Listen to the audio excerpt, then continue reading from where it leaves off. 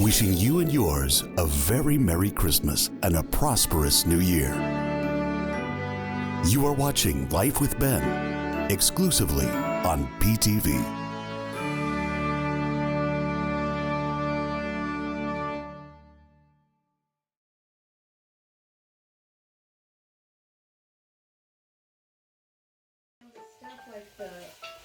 Sherry, I'm gonna start over here.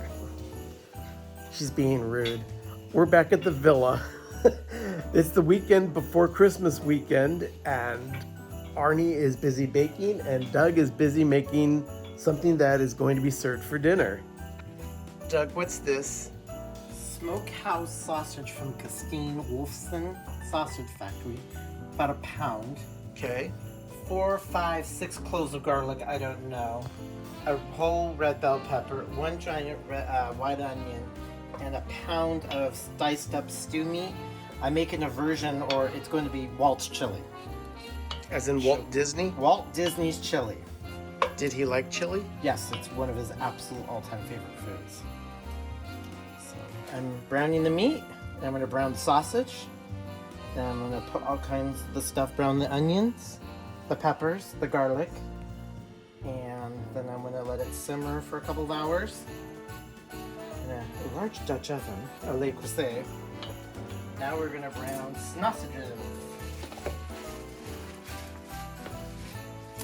This is inspired. This is not. This is my version of it. So this isn't the exact recipe. Oh no, the direct recipe was ground beans. We don't know exactly what kind of beans because it's a can of beans. I'm not joking.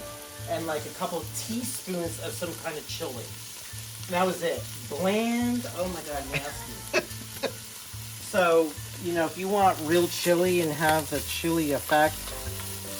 Well, you know, you have to take into consideration that his affinity for that particular recipe was probably at least 80 years ago, before spices were really introduced to American cooking. You're exactly correct. I mean, he was eating this in the 50s and 60s. Spice blends back then.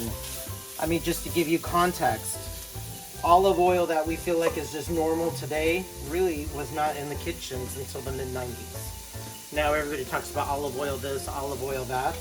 But just think about it, olive oil wasn't a thing until the mid to late 90s, so it's pretty recent. Now I'm browning onion. A whole onion, not an exact science, large onion. So everything is done in the same pot without cleaning anything in between, so you get the flavors of everything on the onion. And I'm gonna run out and get the fond, sweat out the onion. What does it mean to sweat out an onion? Because onions are full of water. And you want to caramelize them or get them soft so they don't get crunchy and bitter. So you'll see that they're just going to start sweating. You know, when you get hot, you sweat. That's what onions are doing. You get all sweaty, don't you? I do, but I'm not usually sitting inside a pot to do that. Are they turning brown because of what's in the bottom of the pan? Yeah, this is called fond. It's kind of burnt meat yumminess, and you're scraping that up. You're scraping that flavor. I didn't realize there was a name for it. It's fond. Yes. Google it. It's a thing. A whole red bell pepper. Yes, my prep and mise en place is on a paper towel. Your mise en place? Mise en place means everything in its place. I'm not used to. No, it's not been vernacular. No, it is not. Now, what else are you going to be putting in here along with the onions and the peppers? So once this gets done, I'm going to brown the garlic. Once this kind of gets a Does little... the garlic get browned in there with it? Yeah. What you do is you move this aside and you just put it in the garlic inside there just to toast it, because garlic in about a minute or two can get burnt and get very bitter. And then you destroyed your meal, you have to throw it down the drain, then you have to go out to eat. Okay, now we're going to do some garlic. Please don't use jarlic, the stuff that comes in a jar.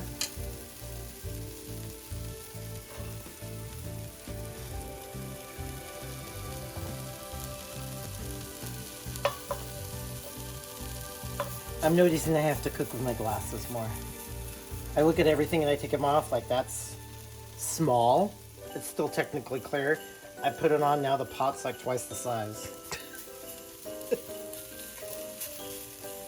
And I really get to see everything is super sharp. 2 ounces of tomato paste. Where did the tomato paste come from? A can. And where was it in the freezer? Yeah. It was all portioned out, and you want to cook out some of the rawness of the raw tomato because it can get nasty. Doug doesn't like raw tomato. Oh no, I don't mind tomato paste. It's the actual just regular tomatoes that are uncooked, like on a burger. Oh yeah, that stuff's poison. Beef bouillon. 1 tablespoon. Well, it's going to be a heaping, so it's about 1.5 tablespoons. Plop. That looks nasty. Oh, it is nasty. If you want to taste, it's all grainy. It's really gross. When you're looking at it from this end, it does not look good. This already has more ingredients than Walt's. Oh yeah, this is chili, completely right? it. Then I'm using Meat Church's Texas chili seasoning. Where did you find this? Actually, you can get it at meatchurch.com, or you can go to the Ace Hardware. I need scissors. You got that at a hardware store? At the hardware store. This is 2 tablespoons of chili powder. Then we're going to do a can of That's Italian diced tomatoes. Bloop. And a 28 count of crushed tomatoes that are the San Marzano or the Centro. Some people get excited over that. It's crushed. Okay, so how long does this simmer before you It looks add like every- tomato sauce. Then I'm taking Okay. the sausage. They look like sausage little bits. I don't love Costco paper towels. They absorb the grease and they're heavy. So that's the sausage and the beef. Yep, And how long will this simmer together before you add the beans? for a couple hours. You're gonna add some more? Yeah, just a little bit more. And then this simmers for a couple of hours. Yep, this simmers for a couple of hours and I'll put in beans. Okay, simmer. Bye-bye.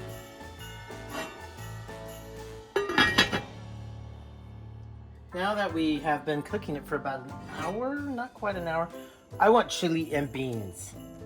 So I'm gonna put kidney beans in it. You could put pinto beans or beans. So I put 2 cans of beans. Kidney beans. Kidney beans.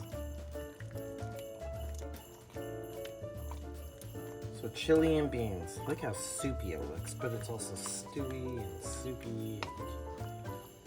Check the chili, Doug.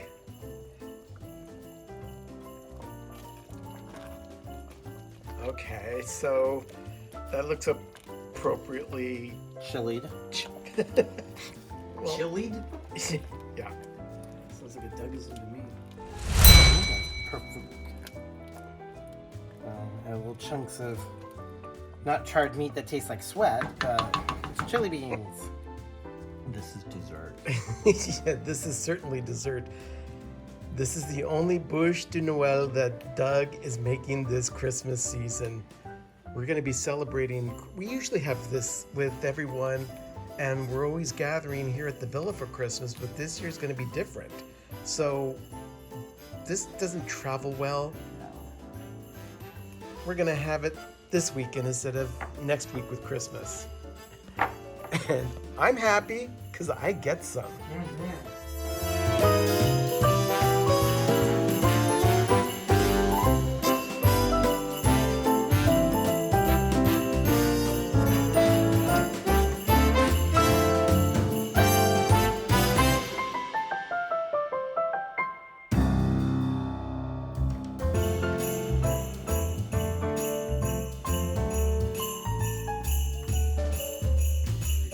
There we go. Chili's done. Chili is done. Chili release. See? And Look. corn muffins are done too. Yes, look. Oh my gosh, that looks good. And we've got cheese to go The with that. fixins are over there. Sour cream. Sour cream, red onions, Okay. and cheeses. I've been looking forward to this since I started recording this episode. Oh my gosh, that's good. Good. Thank you, Doug. You're welcome. And then once I finish this, we have dessert. And that's Yule log. We've got Yule log coming. Oh my gosh, just look how it just cuts.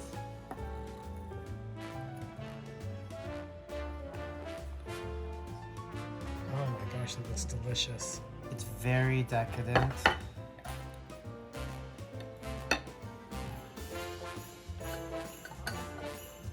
Now, Ben, your shirt says, all I want for Christmas is tacos, but do you really mean that when you've got a bush de Noel in front of you? Absolutely not.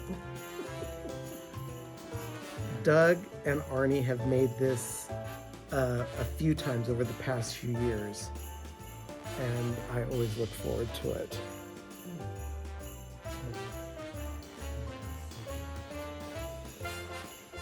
Okay. I'm going to need a moment. Sherry, what are your thoughts?